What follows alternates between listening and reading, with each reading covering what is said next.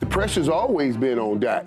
And at $60 million, you do need to be better than 2-5 in the playoffs. I've always stayed very consistent with my Cowboy predictions is because the Cowboys stay consistent. They overpay, they win a lot in the regular season, and inevitably, they don't do very well in January. And I'm like, he got 2 playoff victories in 8 years, man. $60 million, CC. Come on, man. An offseason of doubts and drama has been instantly discarded with Jerry Jones's Dallas Cowboys enjoying a dream start to the 2024 NFL season. I mean, first they got their guy Dak Prescott locked up for the foreseeable future, then they swept aside one of the most talented rosters in the NFL. And now I think it's time to admit that the Dallas Cowboys are going to be a serious problem for the rest of the NFL. And now look, I think a lot of people were worried when CeeDee Lamb and Dak Prescott didn't have contracts. Jerry Jones honestly seemed more interested in winding up his players and fans than sitting down and splashing their cash. I mean, when you add in the youngsters on the offensive line and the return of an aging Ezekiel Elliott to headline the running back room, it appeared that the Cowboys were on the brink of an absolute collapse this year. And now instead of being at the end of their Super Bowl window with Dak Prescott, a new one appears to be absolutely wide open. Prescott's new $240 million deal will keep him as the Cowboy starter until 2028, and with Lamb also inking a new deal, one of the league's most dangerous duos is set to continue wreaking havoc together. And look, I mean, they certainly look back to their best on field this Sunday, and another big year for both players is surely on the horizon, but there was much more to be excited about that than just them. I mean, primarily the defense is what I want to talk about for a second. Like, Mike Zimmerman's return to Dallas got started in the best possible way, suffocating a Browns offense that lacked any answers. Micah Parsons was in midseason form, being an all-around pest for the Browns O-line from both the edge and the interior. I mean, this dude looks primed for another year of competing for the Defensive Player of the Year award, but it was his teammates who stole the show from a box score perspective. Surprisingly, Eric Kendricks, who at 32 years old seemed an underwhelming addition in the offseason when brought in to solve the Cowboys' problems at the heart of the defense. However, he certainly raised some eyebrows on Sunday by co-leading the team in sacks with 2 and tackles in 6. On top of that too, he also managed to get an interception off of a tipped Deshaun Watson pass, and DeMarvion Overshawn made a name for himself with 5 solo tackles and a sack of his own. And I mean, on a day when Deshaun Watson was under constant pressure, it's unsurprising to see several Cowboys kicking off the season with a very good statistical output, which should make fans and coaching staff very happy. And I mean, on the topic of pressure too, Zimmerman's defense managed to cook up pressure on 25 of Watson's 56 dropbacks, according to Next Gen Stats, which equates to a very cool 44%. And then I mean, on top of that too, their jobs were just made easier because before the game too, both of Cleveland's tackles had been ruled out before the game started. But I mean, you still have to give them credit for going out there, recognizing that, and just completely dominating those new offensive tackles that were put in to replace the starters. I mean, Watson was constantly under duress, and even when he was able to get passes off, he looked clueless, and there always seemed to be a Cowboy in the region.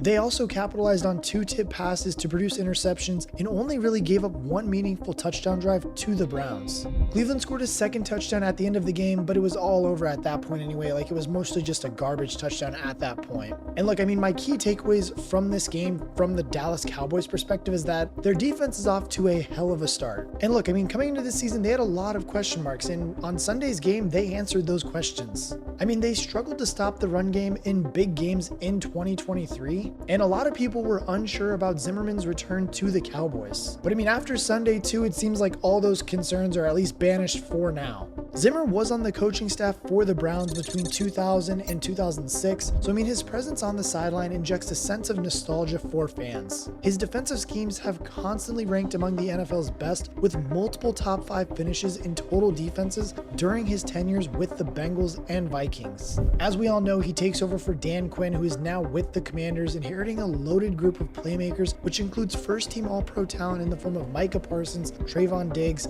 and DaRon Bland when he does return from injury. And look, with Zimmerman's record for maximizing talent, Dallas should feel pretty confident about their defensive outlook for the rest of this year. I mean, in the span of 1 game, they have eradicated any concerns and sent a Cleveland franchise into a concerning doom spiral in the process. And it's not only the defense that we can talk about too. I mean, the offense played fantastic and should be as happy as well. Dak and CD were sharp in the first half when they needed to be, and Ezekiel Elliott was winding back the years to boost the run game. Brandon Cooks caught 4 passes for 40 yards and a lovely touchdown on a corner route in which Prescott easily spotted the incoming blitz and took advantage. But I mean, the day was in danger of having a few negatives when both Cooks and Jake Ferguson left the game with injuries, but it sounds as if both have avoided major setbacks. I mean, in the first half, Dallas looked like a well-oiled machine, and they pretty much just looked like the better team all throughout this game. I mean, I know that they didn't really click in the second half, but at that point, they were just so far ahead, it really didn't even matter. Like, I mean, truly, this Cleveland Browns team really never even threatened the Cowboys, and the knockout blow really came in the beginning of the second half anyways. Like, Cleveland never really stood a chance in this game. I mean, in the first drive after halftime, the Browns lost 24 yards on a 3-and-out thanks to penalties and a sack before Turpin decided to rub salt into the wound by housing the ensuing punt for a 60-yard return touchdown. I mean, truly nothing was working for Cleveland, whereas Dallas was completely thriving on offense, defense, and special teams, resulting in the comprehensive 33-17 victory. And I mean, given how the 2023 campaign did end, this is exactly what the doctor ordered for Mike McCarthy, Dak Prescott, and the Cowboys. I mean, they honestly were a popular pick to decline in 2024, but they have put the league on notice with this performance, and they are very much still here and plan on being a major problem. Are you looking for a new book this football season? BetUS is the answer. They have the fastest and easiest payouts in the industry, along with 24/7 personalized service 365 days a year. Not only that, but they have live wagering on all major games, so if you see something mid-game and want to make a wager on it, you can. And the best part is you get 10% back on your net losses twice a year. And now look, you guys know I had to come through for you, so use my sign up link in the description or pinned comment and get a sign up bonus of 125% up to $2,000. Again, thank you to BetUS for sponsoring today's video, but for now, let's hop back into it. And okay, I have to admit it because I was one of the people that did write off the Cowboys this season. And I mean, well, not entirely. I didn't completely write them off, but I did pick the Eagles to win this division in my season preview for the NFC East. Like, I mean, in the offseason, truly, I did believe that the Cowboys took major steps backwards with just the signings that they made and not signing their players until just of now. But I got to admit, on Sunday, that was just a stellar performance all around for this team. Like, I mean, if they can keep performing like they did on Sunday, and do that on both sides of the ball, then I'm sure that they can prove me and a lot of other people wrong this year. Like, the Eagles are showing positive signs as well, so I'm sure that it's going to be between those two teams for the NFC East this year. And I mean, according to Sharp Football Analysis, the Dallas Cowboys have the 20th easiest schedule this year, or the 13th hardest, depending on how you look at it, which, I mean, that's not bad for a team that is coming off of 3 consecutive 12-win seasons. I mean, the only team in the division that really does have a chance of stopping them is the Philadelphia Eagles, as we discussed earlier, who are already appearing to be benefiting from Kellen Moore as an offensive coordinator. I mean, the Eagles looked much slicker on offense against the Packers. Aside from a few Jalen Hurts hiccups, they were much more balanced, aggressive when they needed to be, and got creative with pre-snap motions, which was virtually non-existent last year in their game. When you factor in an offensive foursome of Hurts, Saquon Barkley, A.J. Brown, and Devonta Smith, the Cowboys will need to be red hot this year in order to secure that title. And as everybody else expected, there is clearly no need to be concerned by the other teams in this division. I mean, Daniel Jones had a nightmare start for the Giants and looks likely to be a candidate to be benched sooner rather than later. I mean, in Washington, Jaden Daniels flashed with his legs and looks like he could turn into a dangerous quarterback, but with the roster around him, the Cowboys and Eagles don't need to be too concerned about them. I mean, at least for the next year or so. That leaves Dallas and Philadelphia in the hunt for the NFC East, and while Philly is loaded with offensive playmakers, Dallas has got a fair bit to be excited about as well. And look, I mean, playoff loss aside from last year, Dak Prescott had a sensational 2023 season. He was second in MVP voting to Lamar Jackson thanks to a fantastic 4,516-yard effort with a league-leading 36 touchdowns and just 9 interceptions. He also led all quarterbacks who played at least half the season with a 69.5% completion rate, earning his 3rd Pro Bowl and a 2nd Team All-Pro nod. As we all saw before the games on Sunday too, his reward was being made the NFL's highest ever paid player with a shiny new deal worth $240 million across 4 years, including an $80 million signing bonus. It also includes $231 million in guarantees, which also feels notable given it was announced the morning of the game where he was going up against Deshaun Watson, who infamously got $230 million also in guarantees. I mean, there are many that will point to his playoff losses and performances in big games to argue that a $60 million